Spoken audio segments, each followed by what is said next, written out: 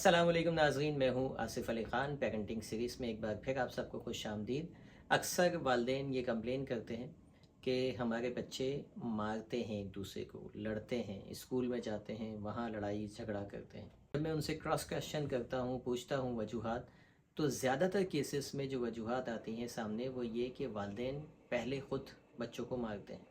देखिए, अगर आप बच्चों पर हाथ उठा रहे हैं, आप बच्चों को मारते हैं, गुस्से में आके बच्चों के ऊपर तशद्दुद करते हैं, 3 बड़े नुकसानात आपके बच्चों को हो सकते हैं। 3 बड़े नुकसानात। अगर आप अपने बच्चों को मारते हैं और पीटते हैं, तो फिर ये 3 नुकसानात आपको भी फेस करने पड़ेंगे। पहला नुकसान क्या होता है? सबसे पहली बात कि बच्चे के अंदर कॉन्फिडेंस ख़त्म हो जाता है। वो बच्चे जो घर में पिटते हैं, उनके अंदर कॉन्फिडेंस जो है वो लो होता चला जाता है।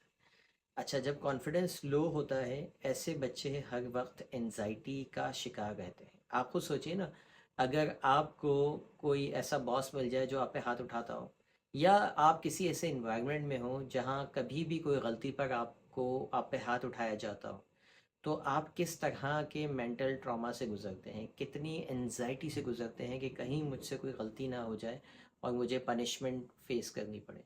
ठीक है, ऐसे माहौल में आपकी ज़हनी सेहत किस कदर मुतासर होती चली जाती है। कोई आपने गलत काम किया, कोई आए और आपको पिटाई लगा दे, या कोई और गलत, इवन आपको कोई और पनिश कर दे, ज़रूरी नहीं है फिज़िकल पनिशमेंट, कोई और आपको पता चले ज़रा सा काम ख़राब होगा, मेरे पैसे कट जाएंगे, आप एनजाइटी का शिकार रहेंगे। जब आप मुस्तकिल एक एंजाइटी, एक ज़हनी तशवीश का शिकार रहेंगे, परेशानी का शिकार रहेंगे, तो आपकी शख्सियत तबाह होती चली जाएगी। आपका कॉन्फिडेंस कहाँ रहेगा फिर जो आप लोग कहते हैं ना कि मेरे बच्चों में पता नहीं क्यों कॉन्फिडेंस नहीं है, तो कॉन्फिडेंस कैसे होगा अगर आप उनको मार पीट कर उनकी तरबियत आप कर रहे हैं। दूसरा बड़ा नुकसान क्या होता है, वो ये कि जब बच्चे देखता है ना मार पीट, अपने अब उसको भी मारा जा रहा है और घर में दूसरों को भी पिटता हुआ देखता है, तो फिज़िकल वायलेंस को, फिज़िकल अब्यूज़ को वो नॉर्मल समझने लग जाता है। मतलब उसके लिए इट्स नॉर्मल थिंग कि किसी पे हाथ उठाना, इट्स नॉर्मल किसी को मारना। होता क्या है कि वो सबसे पहले सॉफ्ट टारगेट ढूंढता है, वो अपने छोटे बहन भाइयों को मारता है, स्कूल में जाके मारता है। वो समझता है कि नॉर्मल है। क्यों नॉर्मल है? क्योंकि जब वो अपने माँ बाप, जो कि सबसे सिक्योर रिश्ता है उसका, माँ बाप का अपने बच्चों से, जब वो देखता है कि माँ बाप ही हाथ उठा रहे हैं, तो इट्स नॉर्मल, इट्स ओके, इसमें कोई मसला नहीं है। मारना कोई जो है गैर कानूनी काम नहीं है, नाजायज़ काम नहीं है। वो इसको जायज़ समझता है, कानूनी समझता है, और जाकर मारना पीटना शुरू कर देता है।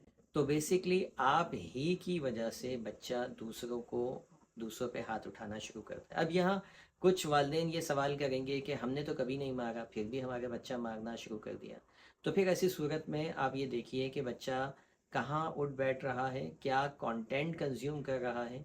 बाज़ औक़ात मोबाइल के ऊपर बच्चे ऐसा कंटेंट कंज्यूम करते हैं। एक वालिदैन जो है वो उन्होंने बताया कि मेरा बच्चा मारने पीटने लगा है, जबकि हम तो बिल्कुल नहीं मारते पीटते। तो जब काउंसलिंग के दौरान मुख्तलिफ सवालात हुए, तो उन्होंने बताया, उनकी वालदा ने, कि हाँ, इनके जो वालिद हैं ना, वो रेसलिंग देखने के बहुत शौकीन है, WWF देखते हैं वो, और साथ में अपने बच्चे को बिठा के देखते हैं। तो जब बच्चे के साथ आप बैठ के रेसलिंग देखेंगे, फाइटिंग देखेंगे, तो वो भी यही करेगा लाजमी तौर पर। जो डेटा उसके माइंड में जा रहा है वो लाजमी तौर पर बाहर आएगा।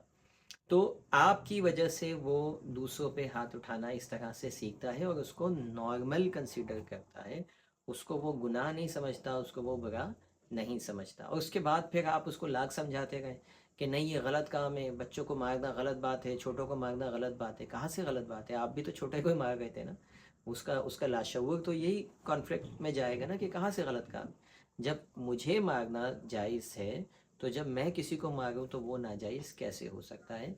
यूं उसका माइंड, उसका अनकॉन्शियस माइंड कन्फ्यूजन का शिकार रहता है। तीसरी चीज़, जब भी उसका कोई उसूल टूटता है, जब भी उसे किसी छोटे बहन भाइयों को कोई डिसिप्लिन करना होता है, कुछ बताना होता है, मिसाल के तौर पे कि ये पानी ऐसे नहीं ऐसे पीते हैं, यहाँ ऐसे नहीं ऐसे बैठते हैं।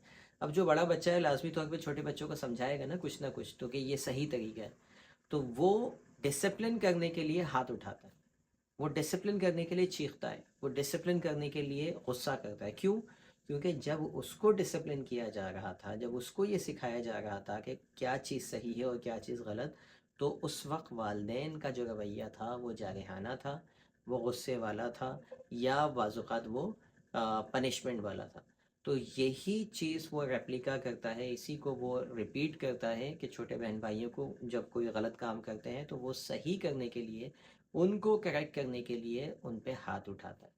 اب ہم یہ سمجھتے ہیں وہ اپنی نفرت میں ہاتھ اٹھا گا، وہ اپنی نفرت میں ہاتھ نہیں اٹھا گا۔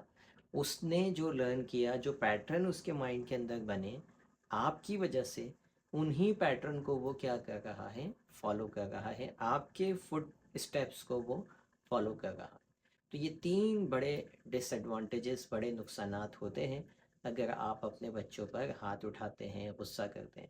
سمپل یاد رکھیے کہ بچوں کی آنکھیں کیمرہ ہیں، ٹھیک ہے؟ جو کچھ بھی آپ کرتے ہیں، جس انداز میں آپ کرتے ہیں، وہ سارا یہاں پر سیو ہو رہا ہے اس کیمرے میں، اور وہ اسی کو ریپیٹ کرتا چلا جاتا ہے، ریپیٹ کرتا چلا جاتا ہے۔ وہی چیز جو آپ اس کو دکھاتے ہیں اس کے بیہیویئر میں جھلکنے لگ جاتی۔